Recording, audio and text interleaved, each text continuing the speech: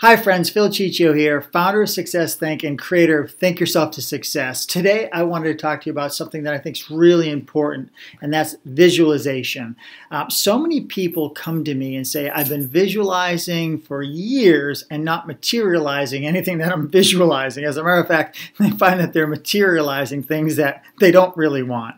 And so I want to really kind of clarify what visualization is all about, because there's a real critical element in visualization that you've got to understand for your visualization to actually work for you. Most people, first of all, are visualizing the wrong way.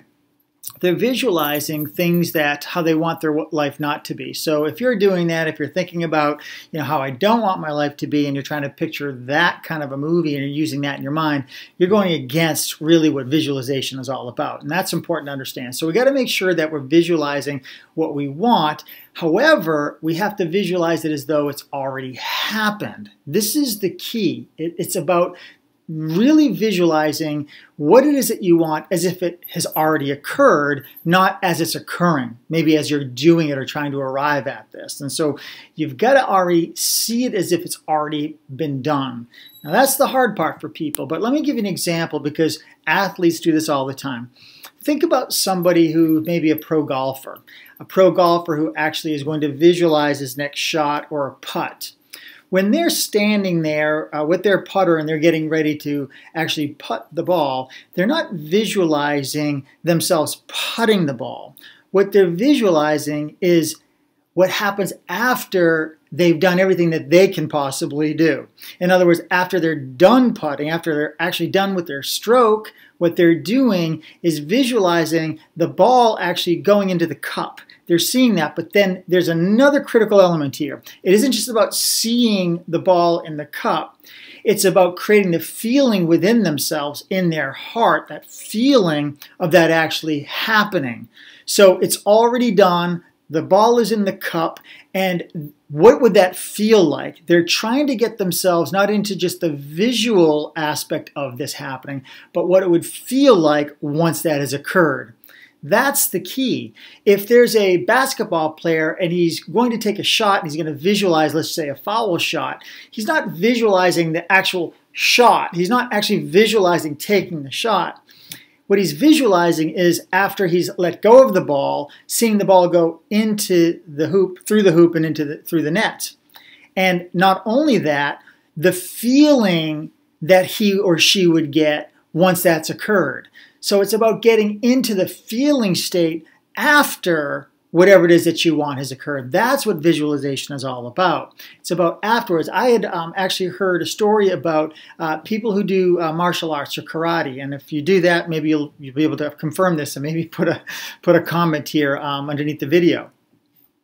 People that, if you ever seen like someone who does karate or judo or whatever the martial arts are, where they actually like can break a cinder block, a concrete block with their hand, and they're sitting there and they're closing their eyes and they're visualizing, they're getting really focused on hitting the block. What I heard, and hopefully maybe somebody out here can confirm this for me, is that they're not actually visualizing themselves hitting the block. They're not seeing their hand hit the block. If they were visualizing that, I think that they would probably feel a tremendous amount of pain when that happens. What they're visualizing is after their hand has gone through the block and is now underneath the block. So it's already gone through and the block is broken in half or shattered or whatever it happens. So they're visualizing their hand beyond the block after impact. And so what they're doing is getting themselves in the feeling state of what it would feel like once they've gone through. After it's over, what would it feel like? I'm done and it feels great. I didn't get hurt, and wow, I've accomplished this amazing feat. That's where visualization needs to go. You cannot just picture something. You can't see yourself doing it, because you'll always be doing it, right? The mind is going to be focused on getting you to do it, but not actually accomplish. The goal is to get yourself into the feeling state as if it has already happened. Now, back in 2013, I believe it was, I shot a video, and I'm going to put the link down below here, so hopefully you can see it either at the bottom of this page, or if this is a YouTube video, maybe right in the section below where you can put in a description. I'll try to put a link here. about in 2013, I was on an airplane and I was watching golf, and I had really just started getting into golf. I wasn't really golfing that much. I was just going out with my son once in a while, but I hadn't really gotten into it. And I was watching a golf tournament. Happened to be the John Deere Classic. I was on an airplane when this happened. And the videos, you can watch the video, so I won't go through the whole thing here. But there was a young man. He was 19 years old. It was one of his pro debuts at a major tournament. And he was when I started watching, or because I was watching late into it, he was tied for first place with, I think, 2 other players. So there were 3 players, including himself, tied for first place. And they were going to go into a playoff round when I started to watch this. And it was interesting. He was only 19 years old. He wasn't really well known, but today he's well known. He's world renowned. He's actually one of the probably, if not the #1 golfer in the world. He's probably been that, or he's pretty close. His name is Jordan Spieth. You probably know who he is. Well, he was only 19 at the time. And somebody was interviewing him, and you'll see in the video when he was interviewed, what the person asked him was, hey, if you're about to win this possibly, right? You're going to a playoff round with these major players. If you win, imagine what that's going to be like. You'll actually be going to the British Open, which I think was, being played in the UK. And he said, how do you feel about that possibility? And Jordan looked at this man, and he just said this really casually and nonchalantly. He said really simply, he said, I packed for that trip 3 weeks ago. And he didn't say it like being funny. He's already packed for that trip 3 weeks ago. So the point is, what he is doing is he's visualizing himself, all right, actually already have won the John Deere Classic. He's already won that because he's packed his bags for his next trip. He's already seen himself, not as winning it, not as playing it, but he's already passed it, he's already won it, and he's packed his bags for the next, major tournament.